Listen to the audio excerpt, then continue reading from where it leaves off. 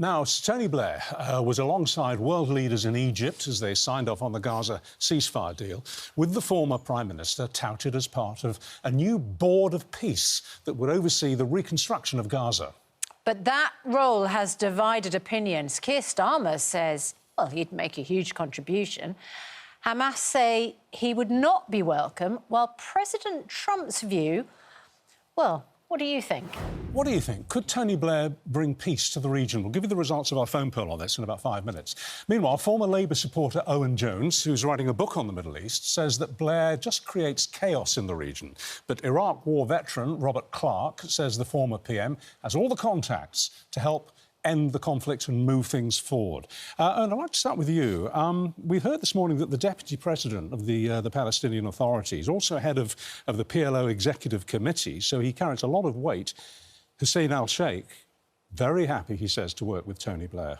If it's good enough for him, why isn't it good enough for you? I've just come back from the West Bank, actually, travelling all around, and I have to say the Palestinian Authority is monstrously unpopular amongst Palestinians. There hasn't been an election to elect those who govern them for, nearly 20 years now. So I don't think that's representative of the Palestinian people at all. You know, I was in Iraq a few weeks ago, and when people found out I was British, they said things like, you destroyed this country. I found myself apologising, even though I marched about 20 times against the Iraq War. Tony Blair presided over a war sold on a pack of lies, which was illegal, which resulted in the deaths of hundreds of thousands of people, both because of the direct military violence, but as was impressed on me, the sectarian bloodbath, which people very much squarely blamed on Western policy. My view is, I think, rather than being the colonial ruler of Gaza, he should be in The Hague, tried for war crimes. More importantly, though, that is the view of millions of people in the Middle East. And I just feel, let's be just a controversial view here, I think Palestine should be run by Palestinians with democratic elections for them to decide who rules them with their own state, their own homeland, not a colonial administration. They had them and they ended up with Hamas. Well, you mean in 2006 you had elections. The most popular person to take over in Palestine is someone called Marwan Barghouti, who is imprisoned by Israel. He would defeat, according to polls, both Hamas and Fatah, who rule overall, but they won't release him. He's the Palestinian Nelson Mandela. OK, so when President Trump says, I'm going to consider whether Tony Blair is acceptable to everyone, clearly not acceptable to Owen, acceptable to you, Robert?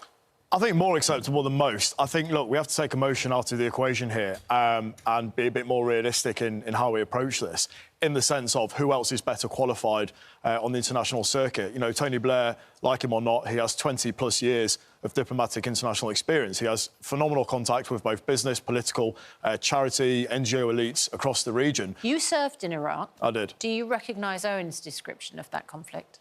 I respect Owen's opinion about it. I think the difference is, whilst Owen marched, I fought, and I think the difference is, having been to the country and seen it firsthand in its worst days, and the memory of Tony Blair and the legacy of the British and the American war in Iraq isn't as one-sided as some people paint. I still speak to people in Iraq, people who I know, Iraqis, who have come to England as well since, and they're grateful, for example, the opportunities of Saddam Hussein being removed and a civil society returning to Iraq, which we can see, hopefully, the embers of starting in Gaza. Do you think that Blair deserves a shot at redemption? Is that what you're saying? I don't think it's a case of a shot of redemption. I think it's more a case of he is the practical option on board. He has phenomenal experiences in these issues. He was obviously the special envoy for the quartet. And just to counter a point against that, obviously Tony Blair was in that position for 7 or 8 years and there was no peace brought to Palestine or Gaza. That was because of the Palestinian Authority at the time. I think he has the experience to actually leverage those issues for the better. I mean, you're right. I did march rather than fight. I marched so people didn't fight, and if we'd been listened to, then hundreds of thousands of people wouldn't currently be dead. In terms of his, Middle East peace envoy, talking about him being experienced, someone put this, and this is blunt, but someone put this rather eloquently, saying he's got experience in the Middle East, therefore he's well-suited, is like saying Harold Shipman should run a care home because he has experience with elderly people. Well, Tony Blair didn't run the Iraq war. He was instrumental in leveraging the political appetite for it. The Chilcot inquiry, which is just memory hold by most people for some reason, found that he deliberately exaggerated the threat posed by Saddam Hussein, but more importantly, relevant to this, he ignored warnings about what would happen in the aftermath. There was no planning for the chaos, the violent chaos. But would you not argue that's the reason why his experience will be brought to bear in Gaza? What you're saying, the lessons are learned from history, where he won't be the same. You're saying making the same mistakes. You're saying because he oversaw a catastrophe, he's best placed to learn from the catastrophe he caused. This is ludicrous. He also, by the way, in the run-up to that war, as the Chilcot inquiry found, wrote letters to George W. Bush saying, "I will be with you whatever." We saw what it was like when he deferred to a disastrous US president. Is he going to do the same with Donald Trump? I think most people would agree that's rather likely, given his history. Over to you. We asked you all morning on X, formerly Twitter, is Tony Blair the right person, in your view, to bring peace to the Middle East?